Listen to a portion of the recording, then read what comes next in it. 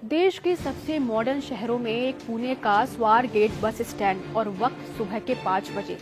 थोड़ा अंधेरा भी था। उसी समय एक युवती सतारा जाने के लिए बस का इंतजार कर रही है। तभी उसके कानों में आवाज आती है, दीदी आओ ना, जल्दी आओ, सीट खाली है, जल्दी आओ, चल रहे हैं। दीदी शब्द सुन युवती एक भरोसे के साथ बस में बैठ गई, मगर उसे कहाँ मालूम था कि प्यार से दीदी बुलाने वाले बस कंडक्टर के रूप में छिपे बहरूपिया के मन में पाप है और उसके अंदर एक हैवान बैठा है। बस में युवती के चढ़ते ही हैवानियत की सारी हदें पार कर दी और रिश्तों को शर्मसार कर दिया। जी हाँ, हैवानियत की वो सारी हदें जिसके नाम भर से किसी महिला या किसी लड़की की रूह कांप जाए। सोचिए जरा उस 26 साल की महिला पर उस वक्त क्या बीती रही होगी जब वो उस हैवानियत की शिकार हो रही थी। घर से यह सोचकर चली थी कि मैं वहां जाकर सारे काम करूंगी, लेकिन पल भर में ही किसी की हैवानियत ने एक बार फिर उस महिला के साथ साथ देश भर की महिलाओं के अंदर एक बार फिर खौफ पैदा कर दिया। इस कांड ने एक बार फिर निर्भया कांड की याद दिला दी। लोगों के मन में बस एक ही सवाल है कि आखिर कब तक महिलाएं इस हैवानियत की बलि चढ़ती रहेंगी। पुणे में हुए बस रेप कांड ने महाराष्ट्र के साथ साथ पूरे देश को हिलाकर रख दिया है। 26 साल की लड़की के साथ बस अड्डे पर खड़ी सरकारी बस में हैवानियत को अंजाम दिया गया। आरोपी का नाम दत्तात्रेय रामदास है, जो अब पुलिस की गिरफ्त में है। घटना के 76 घंटे बाद पुणे का दरिंदा पकड़ा गया, जिसे पकड़ने के लिए महाराष्ट्र पुलिस की 13 टीमें लगाई गई थी। इस दरिंदा के ऊपर 1 लाख रुपए का इनाम घोषित था। साथ ही ड्रोन का भी इस्तेमाल किया गया। पुलिस अधिकारी ने बताया कि रामदास 2019 से एक अपराध में जमानत पर बाहर था। आरोपी पर पुणे और अहिल्यानगर जिलों में चोरी, डकैती और चेन स्नैचिंग के आधा दर्जन मामले दर्ज हैं। वह 2019 से एक अपराध में जमानत पर बाहर था।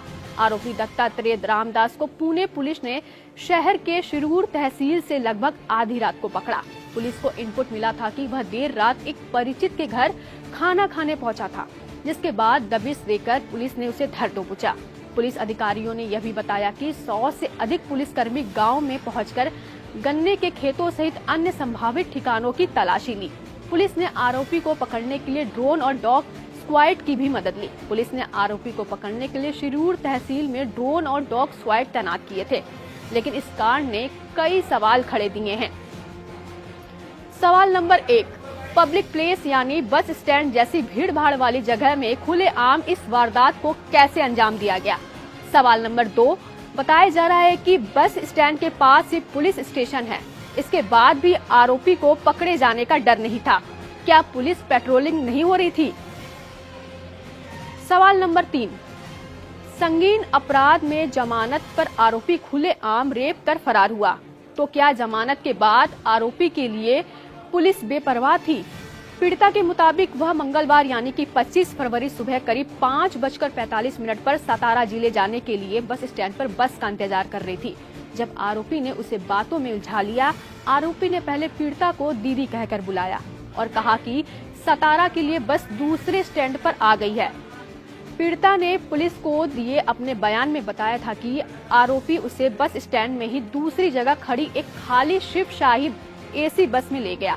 चूंकि बस के अंदर लाइटें चालू नहीं थी, इसलिए वह बस में चढ़ने से हिचकिचाई, लेकिन उस आदमी ने उसे यकीन दिलाया कि यही सही बस है। मेडिकल क्षेत्र में काम करने वाली महिला ने पुलिस को बताया कि आरोपी ने फिर उसका पीछा किया और उसके साथ दुष्कर्म की वारदात को अंजाम दिया। बस से भागने से पहले उसने पीड़िता को धमकी दी कि किसी को इसके बारे में ना बताए।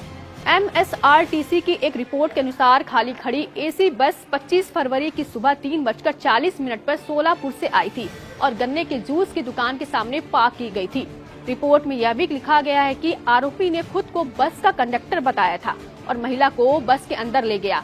स्वारगेट बस स्टेशन के अधिकारियों को सुबह 10 बजे यानी 4 घंटे बाद इस वारदात की जानकारी मिली।